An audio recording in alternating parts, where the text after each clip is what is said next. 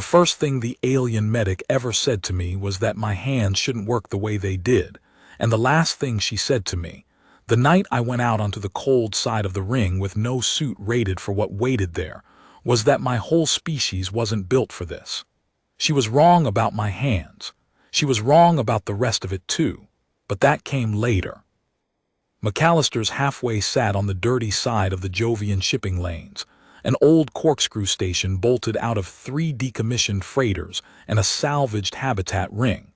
From the inside it looked like a bar that had grown a hotel by accident, and from the outside it looked like something a junkyard would refuse. It had been a way station between Earth and Pluto once, back when there was traffic between Earth and Pluto. That was before the long quiet, before half the human colonies in the outer system went silent and the other half learned to keep their voices down. I was 33 the night the envoy came. I had been running the halfway for 11 years, ever since my father died on a hauler somewhere past Saturn and my mother stopped speaking for 3 months and then started cooking again. I was scrubbing the long counter when the dock chime rang twice. Twice meant Concord, and Concord didn't come to the halfway. Concord didn't come anywhere out this far. There was nothing for them to find. That was the point of the halfway. We were a station full of nothing for anyone to find, and we made bad coffee for whoever drifted through. A normal night at McAllister's, you understood the place by listening with your eyes shut. The hum of the old recyclers under the floor plate, the click of veil claws on metal cups, the long low-note old Pell sometimes touched out of his tuning fork between songs, the wet rasp of the coffee press, the scuff of Theo's boots when he came up from the cellar. The smell of solder where the air scrubbers had been patched too many times, the smell of the lavender Theo grew in the hydroponics off the kitchen, the smell of whatever spice the veil had brought through last, cinnamon, my mother had called it, although it was not really cinnamon, only the closest word she had. The halfway smelled like a place that had been lived in. The halfway sounded like a place that had been lived in. I had not noticed either thing in years, the way you don't notice the smell of your own home until somebody else walks into it. I noticed it that night. I noticed everything that night. Mara, Theo was behind the kitchen door, voice low. He was 17 and had grown into our father's shoulders without growing into his patience. 2 of them, big one in front. I saw. The big one's a Vorhan. I saw Theo. I wiped my hands on the bar rag and walked out into the common room. The halfway had a good common room if you squinted. Patchwork wood from a wrecked colony ship lining the walls. Real glass bottles behind the counter, most of them empty, most of them for show. A long bench by the porthole where the regulars sat when they wanted to pretend they were watching something. Old Pell was there now, the Khepri musician, his glassy shell folded over his lap, his tuning fork resting on his knee. He didn't look up when the Concord came in. Khepri eyes don't track the way you'd expect, but I knew he saw everything. The Vorhan came through the airlock first. He was a big one, even for his kind, head and a half taller than me, broad through the chest, ceremonial mantle clipped at the shoulder. The Vorhan don't wear armor when they want you to know they aren't afraid of you. Behind him came a smaller envoy, slender, the sort the Concord uses when they want to seem reasonable. 2 pendants hung from her collarbone, diplomatic and translation. The Vorhan's pendant was bigger and more polite. Proprietor McAllister. That's me. I am Taven Sef of the Concord Outer Survey. He inclined his head. He had a voice like a low drum. May we sit? You can sit. You want coffee? He paused. I think it surprised him. I would accept coffee. I went behind the counter and poured him a cup of what we called coffee, which was a synth blend that tasted like the inside of a battery. I poured one for the slender envoy too.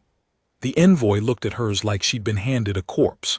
The Vorhan picked his up in his big fingers and drank a full swallow, eyes on me the whole time, and set the cup down carefully on the counter as if he were laying down a weapon. Proprietor McAllister, he said. This station has been selected for absorption under Article 16 of the Concord Settlement Compact. You and your dependents will be relocated to suitable habitat within 72 standard hours. Your livelihood will be reimbursed at fair market. Your registered cultural artifacts will be preserved. Your medical and biological needs will be attended to throughout transit by a conquered field physician already aboard your station. I am very sorry to be the bearer of this news. He sounded sorry. That was the worst part. He sounded like a man telling me my dog was dead. This is private property, I said. My voice came out flatter than I meant. It was built on private salvage. It's not conquered territory. It's not anywhere. Article 16 pertains to settlements within the outer survey region regardless of jurisdictional origin. He spoke like he was reading off a wall. Your station has been outside any active polity for 14 standard years. The Conquered considers this category of habitat unsupported. Absorption is a humanitarian protocol, proprietor. It is not an annexation. You and your kin will be cared for. My mother's dying in the back, I said. His face did something. I don't know enough about Vorhan to say what. He said, I am sorry to hear it. She's not moving. The Conquered field physician. She's not moving, Taventsef. You can absorb whatever you want. She's not moving. There was a long quiet then. Theo was in the kitchen doorway. Old Pell was looking down at his tuning fork like he'd forgotten how it worked. The Vorhan drank the rest of his coffee without taking his eyes off me, and the slender envoy fiddled with her translation pendant. You have 72 hours, Taventsef said. I will return. He stood, he thanked me for the coffee, he left. The slender envoy lingered for 1 second longer than was polite, long enough to glance at the back rooms where my mother was, and then she followed. When the airlock cycled shut behind them, I stood at the counter and breathed once, slow, the way my father used to breathe before he did something that scared him. The common room hadn't said anything yet. Old Pell didn't look up. Theo was still in the kitchen doorway. The lights flickered the way they always did when the recyclers kicked on. Nothing else moved. Then the booth at the back, the one Sierra always sat in, Sierra stood up. I had not noticed her come in. I'd never noticed her come in 6 weeks of her sitting there. The Conquered medic moved like a thing made of paper. She was tall, mantis-narrow, 4 delicate hands folded against her thorax. Her chiton was the color of wet stone. She wore a soft cowl pulled up to her crest, and her translation pendant hung crooked because she hadn't bothered to fix the clasp. She had been at the halfway longer than any Conquered citizen I'd ever seen. She drank broth. She did not speak unless spoken to. I had never charged her for the booth. Proprietor McAllister. Her voice through the pendant was always a half-beat late, like she was being dubbed into her own life. May I speak with you in private? Now's not a good time.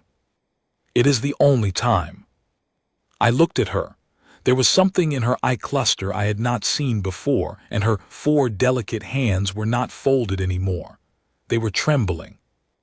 I took her into the maintenance corridor. The corridor was a narrow tube of conduit and welded plate. We stood between the carbon scrubbers, and the air there smelled the way it always smelled, ozone and old grease, and the spice the veil traders left on every surface they touched. Sierra pulled her cowl tighter and leaned close to me, and her pendant whispered, half a beat behind her real voice. Your species, she said, is not built for this. Built for what? Absorption. They said relocation. They are lying. Her hands trembled harder. I have served on absorption transports. I have served on 4. The cold sleep protocol the Conquered uses on assimilated populations. It is rated for Vorhan. It is rated for Kepri. It is rated for the 11 core species of the Conquered. It is not rated for humans. It has never been rated for humans. There is no data on humans because humans do not survive the protocol long enough to generate data. How long is long enough? Mortality is 94% at the 4-hour mark. Mortality is 100% at the 8-hour mark. The transit from your station to the nearest Conquered habitat is 80 days. I didn't say anything. The ozone smell felt thicker. Sierra's translation pendant ticked off seconds inside its little casing. "Why are you telling me this?" I said. "Because I have watched your mother breathe for 6 weeks from the back of your common room, and I do not wish to file the report that follows from this." "Then file a different report." "It is not in my power to file a different report. It is in my power to tell you what is true. Your species is not built for this, McAllister. I am sorry. I am very sorry." She turned to leave. I caught one of her 4 delicate hands. It was cool to the touch and weighed nothing, like holding a folded leaf. "Stay," I said. "Drink your broth. We're going to need you." She looked at me a long time. I do not know what Sierra's species does when it is afraid, but I think I learned it that night. "I will stay," she said. I went back into the common room. Theo was still in the doorway. Old Pell had picked up his tuning fork.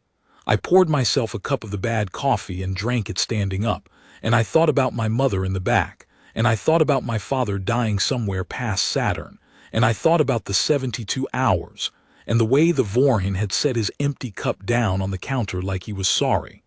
Then I went to the back to see my mother. She was small in the bed. She had always been small, but she was smaller now. The cabin smelled of the lavender Theo grew in the hydroponics.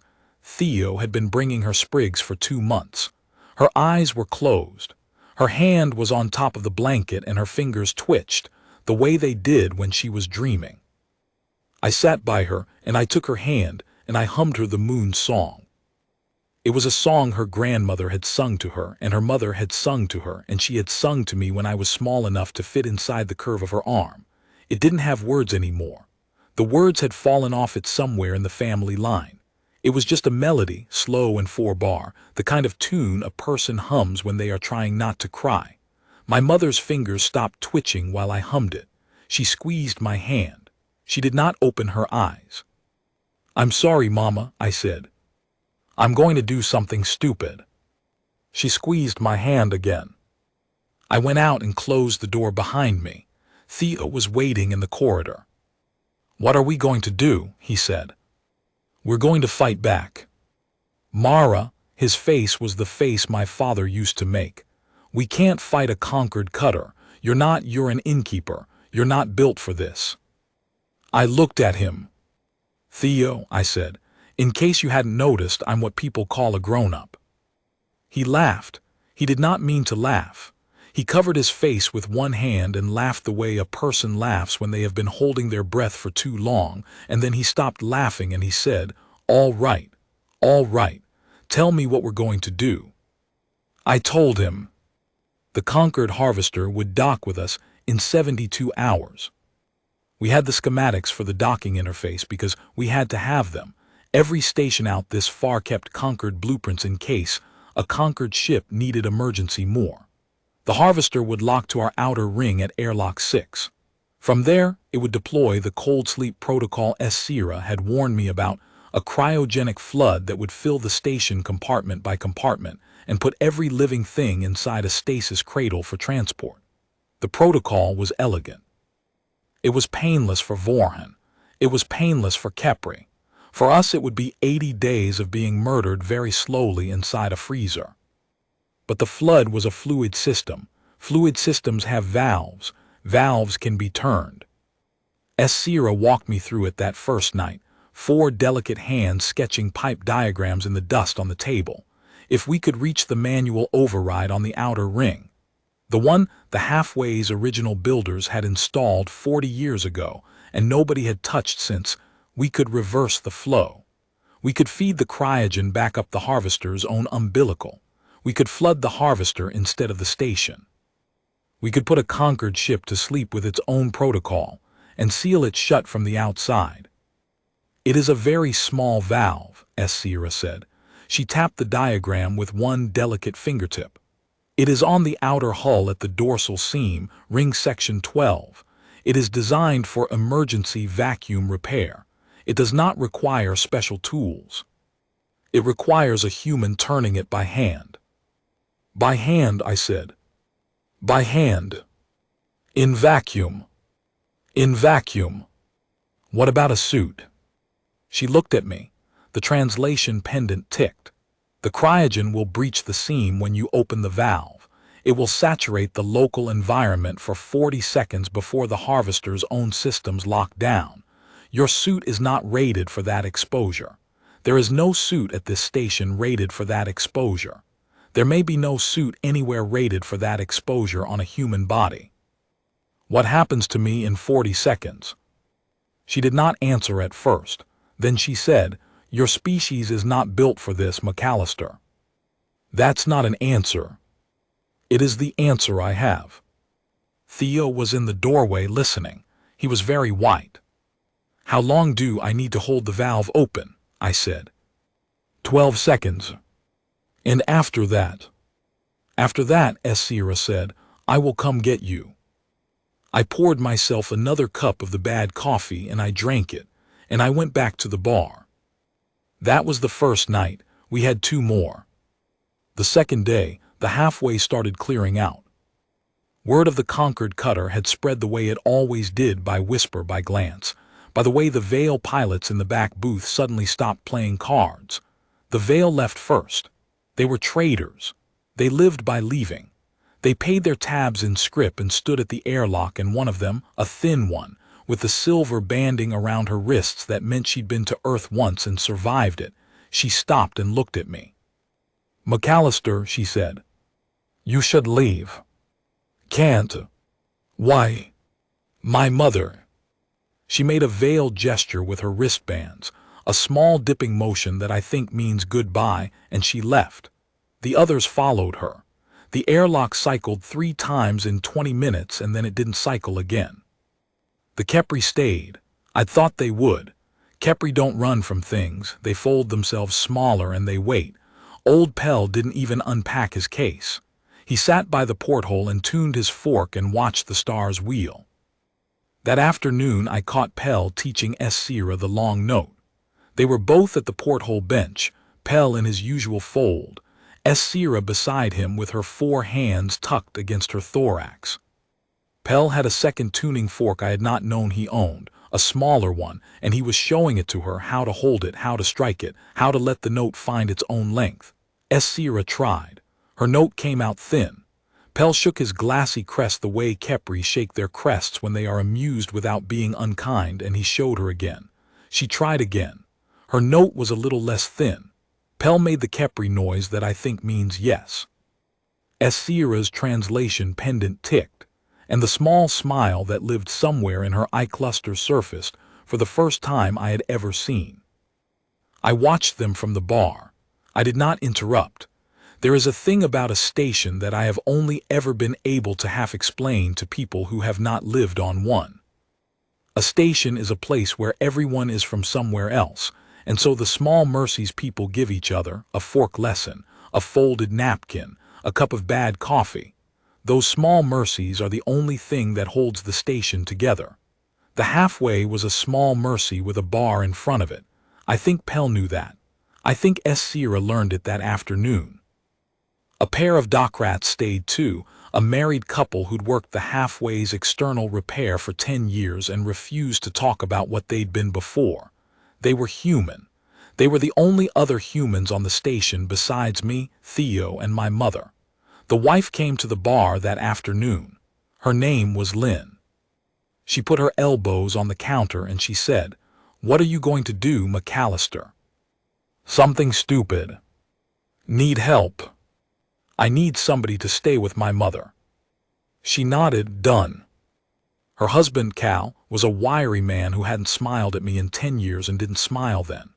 He just nodded and walked back to the maintenance bay and started checking the EVA suits. We had 3 of them, all old, all rated for normal vacuum work, none of them rated for what I was about to do. He checked them anyway. He found the best of them and he laid it out on the bench like a body at a wake. He patched 2 seams I hadn't known were leaking. He didn't speak the entire time. There was a moment that night I think of often. Theo and I were in the cellar pulling out the old emergency rations. We did not know how long this was going to take, and a station that has decided to fight back is a station that should eat. The cellar was cold.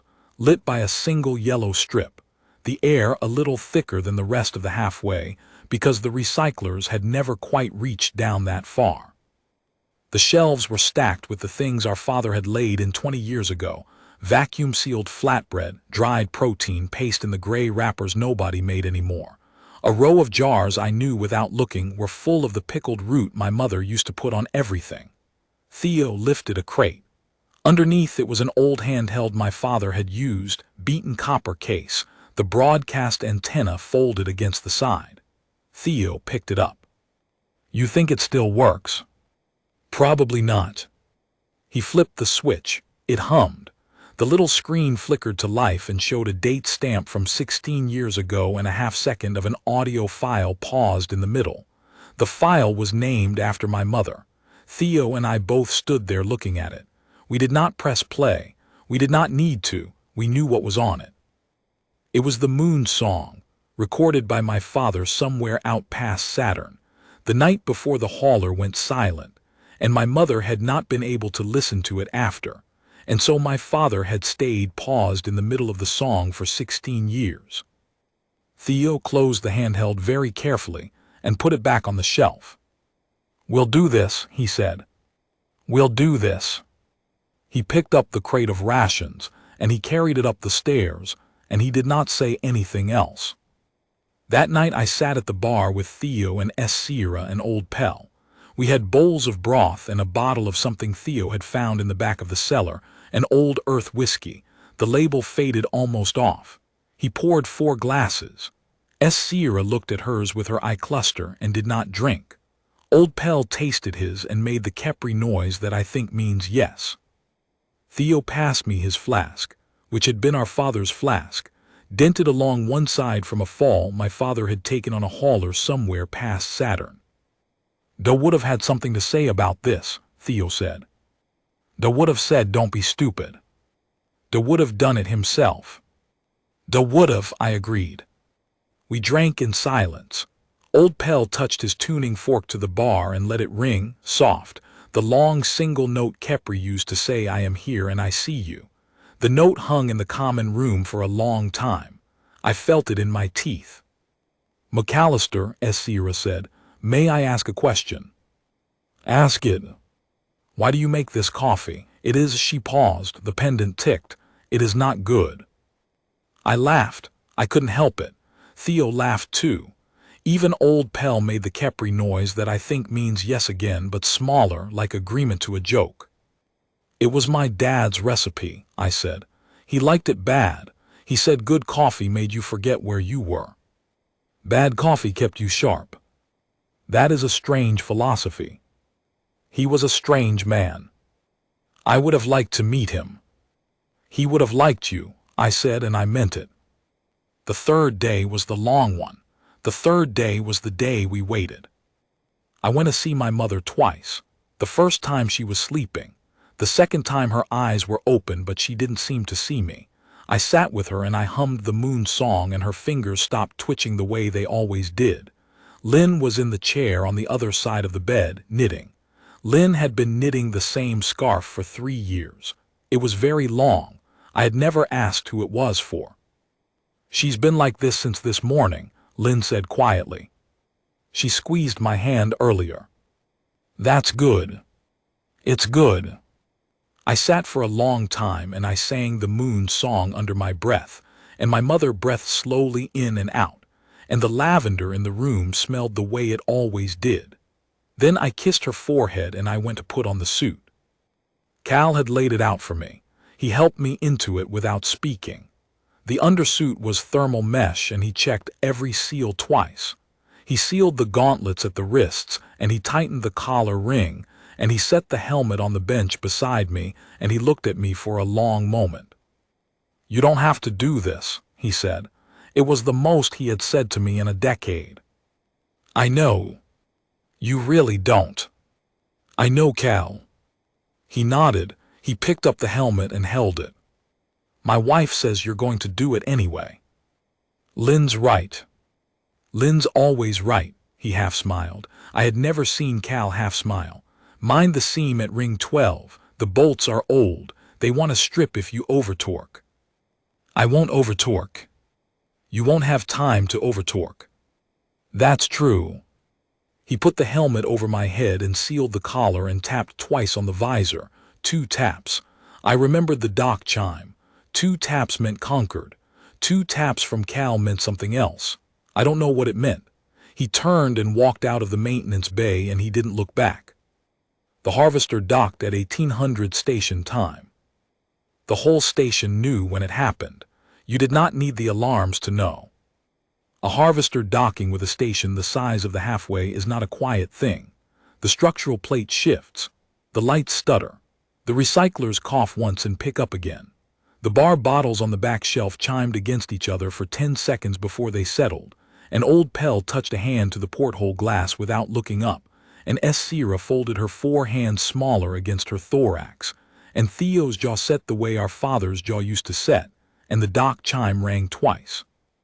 Twice meant conquered, we knew already. I stood at the bar when it came in. The Vorhan envoy, Taventsef, came through the airlock alone. He was not wearing his ceremonial mantle this time. He was wearing a working uniform, plain dark cloth, no insignia but the conquered wheel at his collar. He inclined his head to me. Proprietor McAllister. Taventsef. I have come to escort your family aboard. The cold sleep cradles are being prepared. I am sorry to be the bearer of. You want a coffee? He looked at me. He looked at the cup I was already pouring. He took it. He drank it slowly, watching me over the rim, and I watched him back. And Theo was in the kitchen, and Sierra was in the back corridor, and old Pell was on the bench, and Lynn was with my mother, and Cal was at the manual airlock, and the timer in my head was ticking. This coffee is very bad, Taventsef said.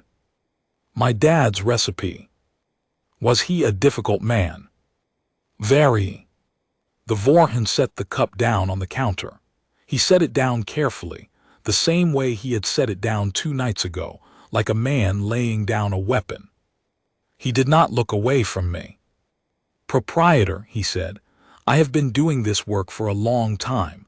I have escorted many absorptions. I have served many cups of coffee that were better than this one and many that were worse. I have learned to recognize when a proprietor has decided to do something. He paused. You have decided to do something. Yes. I cannot allow that. I know. I will tell my crew to lock down the station. I know. He turned to leave. I let him take 3 steps. Then I said, Taventsef. He stopped. Your medic, I said, told me what happens to humans in the cold sleep. He was very still. She told you that? She told me. He did not turn around. He stood with his back to me, and I watched his shoulders, the breadth of them through the working cloth. I did not know that you had been told, he said. You knew it was true, though. A longer silence. The recyclers ticked over. Old Pell did not lift his head from the porthole, but I felt him watching. Sierra somewhere in the back corridor was not breathing. Theo in the kitchen was not breathing. I was not breathing. I knew, Taventsef said at last. I have always known. Then why? He turned. He came back to the bar. He stood in front of where his coffee cup was still sitting on the counter, and he picked it up, and he turned it in his big fingers, and he set it back down again. Because I have been doing this work for a long time, he said. And there has never been a procedure for not doing it. And until tonight there has never been a proprietor who has told me that her medic told her. There is a thing in my species, McAllister, that we call standing at the wrong door. It is what you do when you have been knocking at a door for many years, and you discover that you have been knocking at the wrong one, and you do not know how to find the right one. I have been standing at the wrong door for 14 years. I do not know how to find the right one. And the cradles are warming. Then turn around and walk back through the wrong door, Taventsef. Take your time. He looked at me. You are asking me to be slow, he said. I am asking you to be slow. He held my eye for what felt like a long time. Then he inclined his head, not the formal ceremonial inclination, only a small dip of the chin, The kind a man gives another man at a counter, and he turned, and he walked back toward airlock 6, and his step was not fast. It was not slow. It was the step of a man who had decided to be slow. The alarm started to sound 30 seconds later when his crew began the lockdown without him. Theo came out of the kitchen with my suit's helmet under his arm. Sierra came up the back corridor with her 4 hands shaking. Old Pell touched his tuning fork against the porthole glass and let the long note ring. I was already moving. The outer ring of the halfway was a corridor as wide as my shoulders, ribbed with structural plate, lit only by the small emergency strips that ran along the floor seam. It pressurized to vacuum in 2 minutes and depressurized to vacuum in 12 seconds. I depressurized it in 12 seconds. The seals popped one after the other, and the corridor sighed empty around me, and my suit told me in a small, calm voice that I had committed to extravehicular operation. I told it I knew. The outer hull access at Section 12 was 40 meters down the spine. I crawled. The suit's mag boots gripped the structural plate one tread at a time. My hands were cold inside the gauntlets already, and I had not even reached the valve. Stars wheeled overhead through the porthole strip, Jupiter a small bright thing off to the left, Saturn a colder dot below it, the sun a single hard pinprick I didn't look at twice.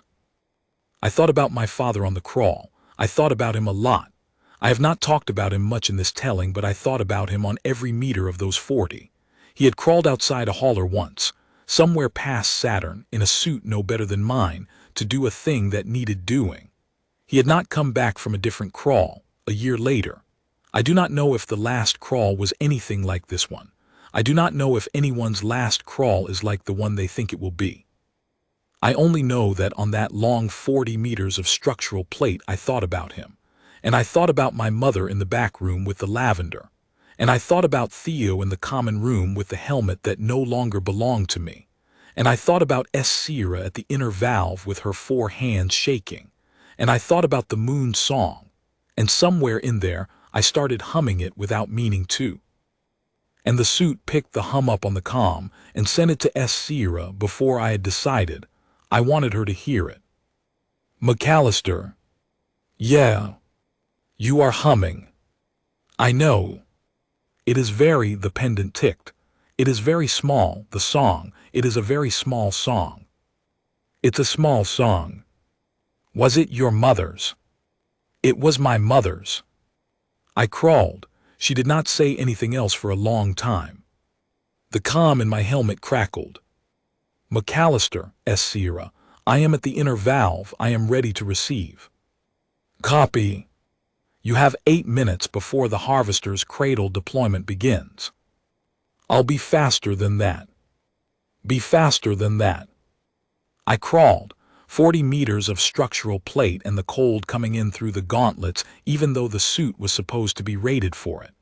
The cold in vacuum is not the cold of a winter morning. It is not the cold of a freezer. It is a thing that bites you through whatever you are wearing and goes for your bones. I felt it in my fingers first. I felt it in my teeth second. I felt it everywhere by the time I reached the valve. The valve was a wheel the size of a dinner plate, set into the dorsal seam at ring 12. The bolts around its housing were old. Cal had been right. They wanted to strip. I did not over-torque them. I unfastened the housing with the tool Cal had clipped to my belt, and the housing came away in my hand, and the valve sat there in the dark, a wheel that had not been turned in 40 years. McAllister, Sierra's voice, are you in position? I'm in position. Begin on my mark. Wait. A pause, wait. Just a second. I was looking at the valve. I was looking at my own hand on the valve. I was thinking about my mother in her bed 3 corridors away, with Lynn's hand in hers, with the lavender on the bedside table. I was thinking about Theo, who had laughed when I called myself a grown-up. I was thinking about my father, who had set out across Saturn one morning and never come back, and what he would have done if he'd been here, and I knew what he would have done, and I knew it was the same thing I was doing. I hummed the moon song into the comm. I did not mean to, it came out. The first 4 bars soft against the inside of the helmet, hardly more than breath. Sierra on the other end of the comm went quiet. I heard her hands moving, the small papery sound her hands made, and then I heard them stop. "McAllister," she said. Her voice was different. The pendant was a half-beat late as always, but underneath it her real voice came through, and her real voice was something I had not heard before. "Your species is not built for this. I know. Please. Mark me as Sierra." A long pause. "Mark," she said. I turned the wheel. Valve cracked open. The cryogen hit the seam with a sound I felt rather than heard, a deep wet hiss that traveled up through the structural plate and into my mag boots and into the bones of my legs. The corridor around me filled with white vapor. The vapor was the protocol, the cold sleep flood, designed to put a Vorin into stasis in 90 seconds, a Kepri in 60, a human in 4. The vapor was supposed to be inside the station. I had sent it backward up the harvester's umbilical instead. It was flooding the harvester. It was also flooding the corridor around me, because that was the price. The first second was cold. The second second was cold, in a way I had never been cold before. The third second my faceplate began to frost from the inside. The fourth second I could not feel my hands. The fifth second I could not feel my face. The sixth second the cold was inside me, in my chest, behind my eyes, and the moon song was still coming out of my throat because my throat had not yet figured out it was supposed to have stopped. 12 seconds, McAllister, Sierra said. Her voice was far away. Counting. 6. Counting. 3. I kept turning the wheel. It was harder now. My hand was not working the way it was supposed to work. Sierra had said that to me once. Your hands shouldn't work the way they do.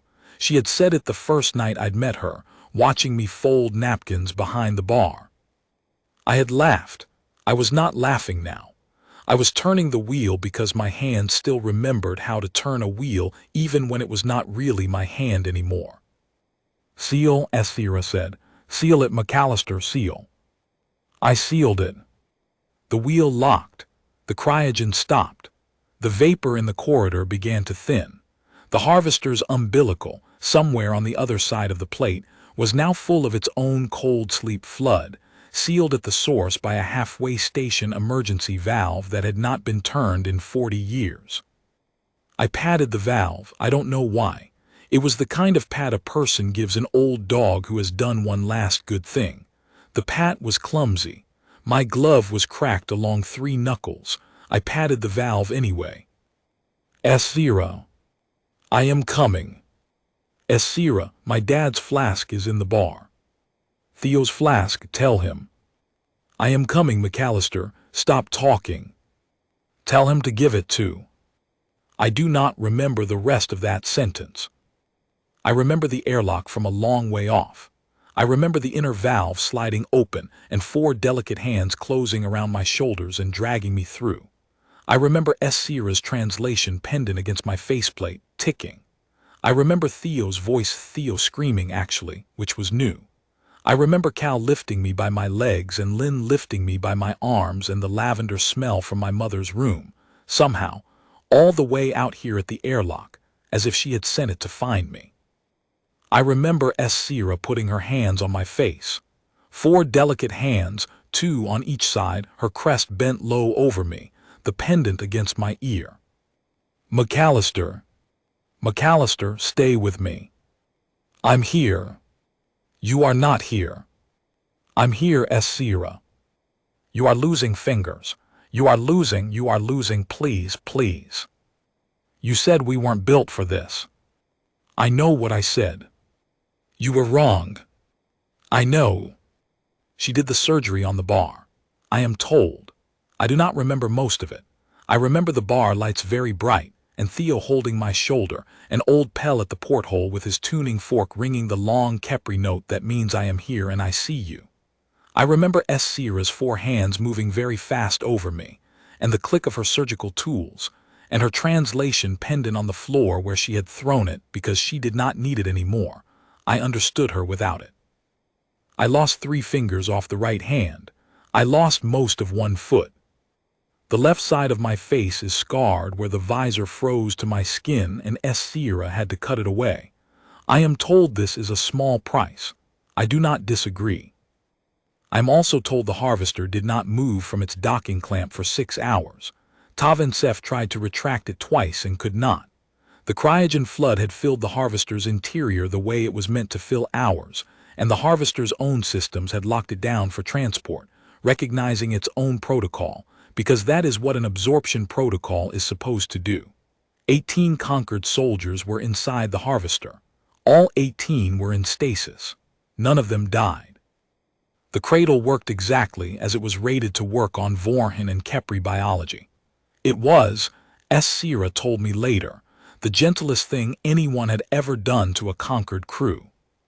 Tavinsef came back into the common room 6 hours after I sealed the valve.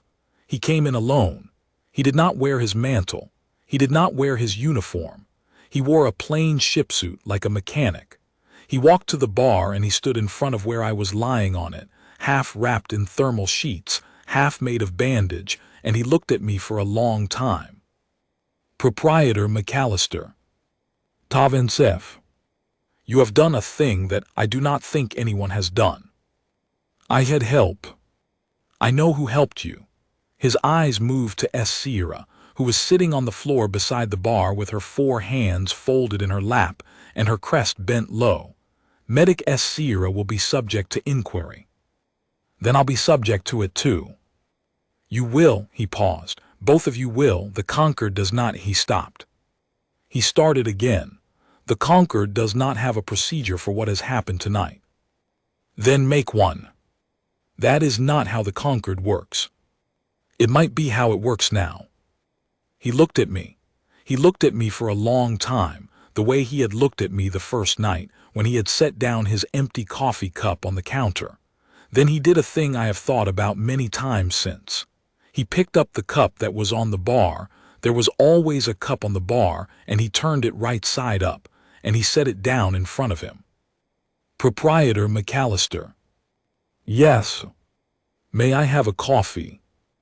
I made him one. I made it one-handed. Theo helped me lift the carafe. The Vorhin drank his coffee standing at the bar with the lights very bright and Sierra at his feet, an old Pell at the porthole and my mother 3 corridors away, breathing slowly in and out. And when he set the cup down, he set it down the way a man sets down something he has decided to keep. I will go now, he said. I will return. You're welcome any time. I will return with, he paused, with other Vorhin, who will want to drink your coffee and see what you have done. They're welcome. He inclined his head. He left. He did come back. They all did. My mother died 2 weeks later. She did not wake up again after the night of the valve. Lynn sat with her through most of it. I sat with her at the end. I held her hand and I hummed the moon song with the words I did not know, the words that had fallen off the song somewhere in the family line, and her fingers stopped twitching, and her breathing went small, and then it went smaller, and then it stopped, and the lavender smelled the way it always did, and Theo cried in the doorway, and Lynn cried into her endless scarf, and Sierra stood at the foot of the bed with all 4 hands folded over her thorax and her crest bent low. I sang the song properly all the way through for the first time. I do not know how I knew the rest of it. Maybe my mother had hummed it to me when I was small enough not to remember. Maybe it was always there. The song goes the way a song goes when it has been in a family for a long time. It does not have words. It does not need words. I sang it to the end. We buried her the way we bury people out here, which is not to bury them at all. We sealed her in the long viewing port off the main ring, the one that looks at Jupiter, and we let her sleep there. She had liked Jupiter. She had said it was the only thing she could see from the station that looked at her back. The first 3 weeks after the valve, I slept 12 hours a day. Sierra had taken everything from me that the cold had ruined, and what was left was sore in ways I had not known a body could be sore. The stump of my foot ached when the recyclers cycled. The skin on the left side of my face stretched when I smiled. My right hand was a strange thing that knew where its fingers used to be and kept reaching for them. I dropped a coffee cup the first morning I tried to stand behind the bar, and Theo caught it before it hit the floor, and I cried, which I do not do, and Theo did not say anything, which I love him for. There was a formal hearing. It came on the 18th day by Concord protocol. 3 Vorhin arrived on a separate cutter, older than Taventsef, more decorated, slower. They wore their ceremonial mantles. They sat in our common room at the long table Theo had cleared for them, and they took depositions from me, from Sira, from Taventsef himself, from Cal and Lynn and Theo. Old Pell played a slow tune at the porthole the entire time, the kind of tune the Kepri play when they are reminding the room that the room is theirs too.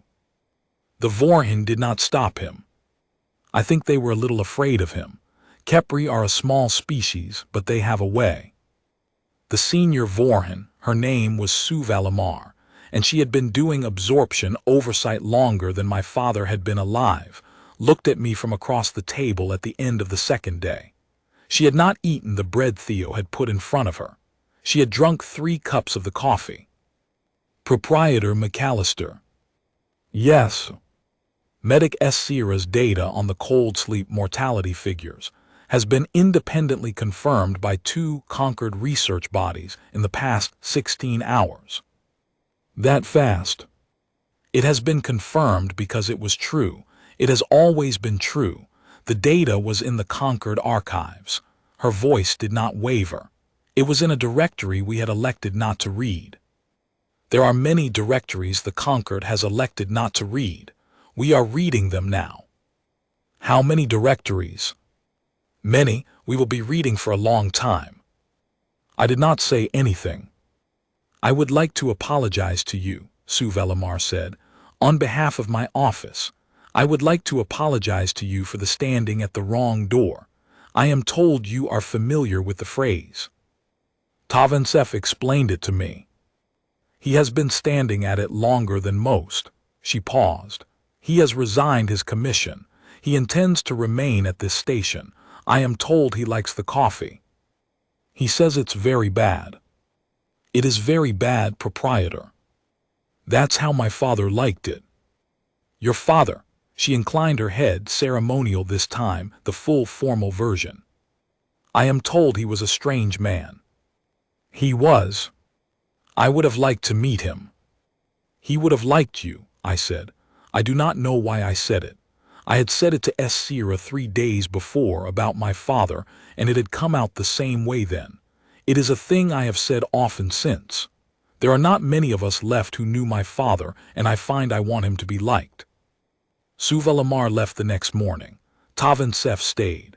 He kept a room down the back corridor from my mother's old room, and he took shifts at the dock when ships came in because he was the only one of us strong enough to hand crank the old airlock when it stuck, which it did, often. He drank 1 cup of the bad coffee every morning. He drank a 2nd cup at night. He did not talk about why he had stayed. We did not ask. On the 22nd day, they woke the harvester crew. Sira had insisted on it.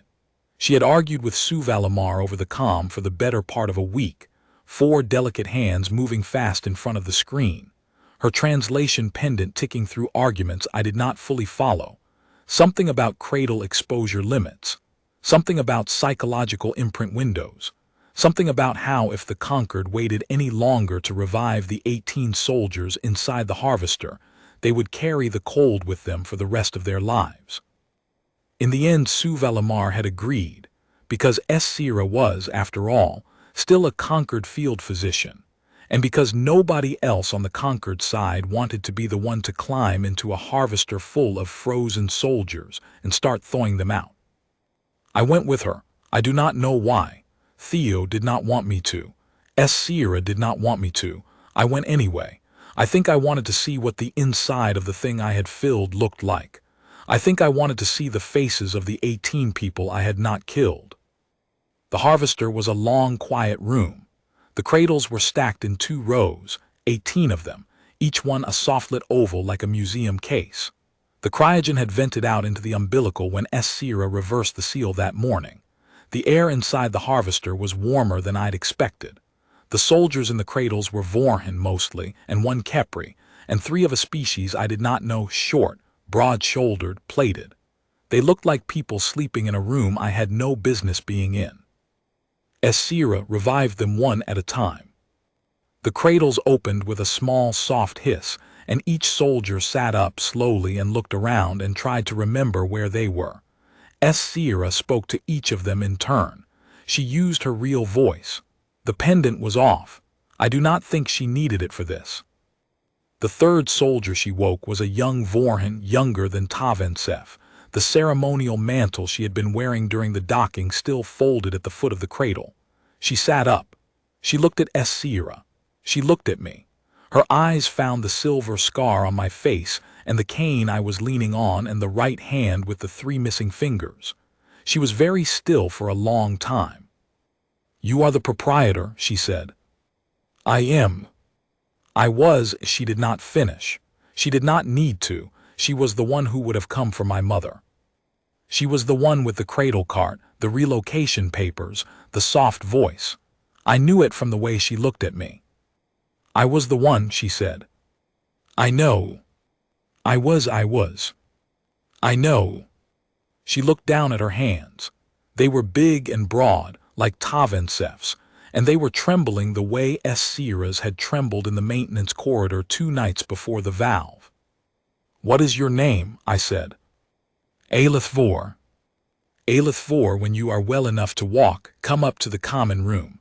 I will make you a coffee." She looked at me. Her eyes were the wet dark of a Vorhin just out of cradle, and I could see her trying very hard to understand what I had said. "You will make me a coffee?" "Yes." "After what I came to do?" "Yes." "Why?" I leaned on the cane. I shifted my weight off the bad foot. I thought about it for a long second, because I wanted to give her an answer that was true.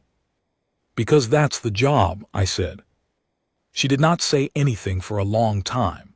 Then she nodded, very slowly, the way a Vorhin nods when she has been told a thing she is going to think about for the rest of her life. Esira closed the cradle behind her, and we moved on to the next. Aelith Vor came to the common room 3 days later, walking on her own, the cradle's stiffness mostly gone. She sat at the long table. I made her a coffee. She drank it slowly. She did not say very much. She came back the next day and the day after, and a week later she asked Tavensef if there was work she could do at the dock, and he said yes, and that was that. She is still here. She hand cranks the airlock with Tavensef when it sticks. She has gotten very good at it. I was at the bar again by the end of the month. 1 foot mostly missing. 3 fingers gone off the right hand. The scar down the left side of my face had begun to silver. I had a cane Cal had made me out of a strut from the harvester docking clamp. Esira had been formally censured by the Concord and had been formally invited to stay on at the halfway as the station's permanent field physician, both in the same memo. She had accepted the invitation. She did not respond to the censure. She drank broth at her usual booth. Tavensef came back twice in the first month, except now he was not coming back, he was here. The second visit he brought 4 other Vorhin with him, off shift from a Concord cutter that had taken to running the lane just to drink Theo's bread and listen to Pell. They sat at the long table. They did not say very much. They left 2 days later carrying jars of Theo's pickled root, and they paid in Concord scrip, and Theo and I stood at the airlock and watched them go. And I think it was the first time in 11 years I had watched a Concord ship leave without feeling like the station had been smaller for its presence. The Concord did not, in the end, file charges. The Concord did, in the end, withdraw Article 16 from the Outer Survey region pending a formal review. The formal review is ongoing. I am told it will be ongoing for a long time. I am told the Concord is reading directories. Other stations heard. Other proprietors on other patched-together way stations out on the cold edges of the lanes heard. Some of them wrote to me. Some of them came through. A woman named Asha who ran a hydroponics dome out past Neptune sent a packet of seeds, real seeds, earth seeds, lavender, with a note that said, "Heard about your mother, heard about the rest. The lavender is for the room." A man named Io who ran a hauler stop on a moon I had never heard of came through in person and stayed 3 nights and bought everyone in the common room a drink and would not tell us what we had done for him, but kept touching the back of his neck, the way a man touches an old scar. A pair of veil traders, the same thin one with the silver banding who had told me to leave 2 months back, came through and refused to look me in the eye for the first 2 hours and then did, and bought a cup of the bad coffee and drank it. We were a stop on a route now that had not been a route. We were a place that aliens came to see, not because of what I had done, although they always brought that up, but because of the coffee, which is bad, and the bench by the porthole, which old Pell still sits on, and the lavender, which Theo still grows, and the moon song, which my mother had been humming the night before she died, and which I sometimes hum behind the bar when I think nobody is listening, although Esira is always listening. Esira is always listening. She came to me one evening late, after the last of the regulars had gone to their cabins, and she sat at the bar across from me with her 4 hands folded and her crest a little less bent than it used to be. The pendant on her cowl had been replaced. The new one didn't tick. "McAllister. Esira. I was wrong. I know. You were not built for it, but you did it. That's how it works with us mostly."